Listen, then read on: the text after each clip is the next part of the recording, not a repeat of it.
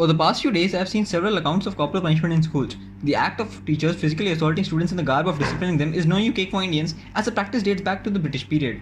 There is absolutely no doubt in the fact that corporal punishment is illegal in India. In fact, it is so illegal that I was not able to find a single stock footage of it while making this video. In countries like India, Pakistan, Bangladesh and Myanmar, students are not exempt from physical assaults during their school years. So why do Indian teachers beat up students in the garb of making them disciplined? Well, the answer to this question lies in the conclusion of a 1963 experiment conducted by Stanley Milgram. Now, if you are thinking this experiment must have something to do with teachers and students, you are partially right. The experiment was actually done to better understand the position of Nazi Germans who committed the Jewish Holocaust and killed around 5.5 million people. Yeah, I know, from school teachers to Jewish Holocaust, it's a pretty big jump, but trust me, it all comes together, okay? But before we get on that, I have a dilemma for you. So, consider yourself as a judge. You are listening to a case. In front of you are Nazi generals directly responsible for killing of thousands of Jews. The case could not be more clear, right? But the defense argues something interesting. It says that they were just following orders from their seniors, and if they would have refused to kill the civilians, they would be killed themselves. So, do you think this reason is justifiable? Well, the argument that one person had to kill another person to save his own life sounds much like natural selection to me. Anyway, so one man we now know as Stanley Milgram decided to test the idea.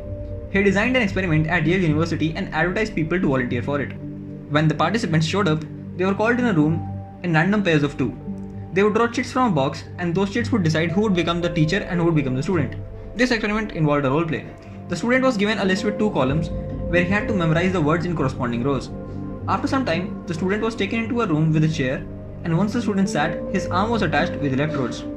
Now, the teacher would stand in the next room with 30 switches ranging from 15 volts, which is a slight shock, to 450 volts, which is lethal.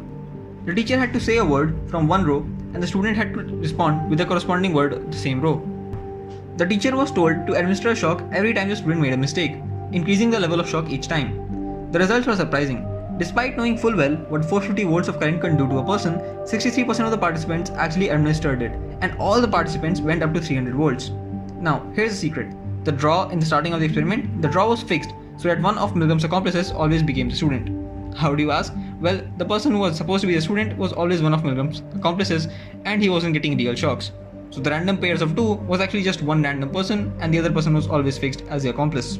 Later on, in 1974, Milgram wrote down about this experiment in his paper called Perils of Obedience. The accomplice also gave wrong answers purposefully to see how far the participant would go in order to punish him.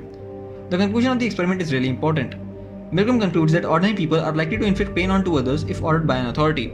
Obedience to authority is ingrained in us by the very way we are brought up, in our homes, schools and offices. We take orders, we look up to authority figures, we look up to people whom we want to become like, and if they say something is right, it must be right. This is why teachers in school are not scared of beating their students. They're not teachers, they are seen as instructors, the difference being very minute. Teachers give knowledge while authorities give instructions. That is the difference. And that difference is very clear when you enter a classroom. The very way students look up to teachers defines the characteristics of their relationship between them. The bond is not one of friendship or love or affection, it is one of fear. And I believe it was Jiddu Krishnamurti who said that fear cripples intelligence. Also, I would like to leave you with one other question. Why is it that hitting your spouse is considered domestic violence while hitting your child is completely okay as seen by the society? Does age have something to do with morality or discipline? Do all adults have discipline? Is it okay for any adult to hit me in order to discipline me, or it has to be limited to my teacher or my guardians? Can I also hit somebody who's smarter than me in the garb of disciplining them? If you have any answers, put it down in the comments below. I hope you got your answer of why Indian students get beat up by their teachers regularly. Till then, be safe, be happy, and always learn something new.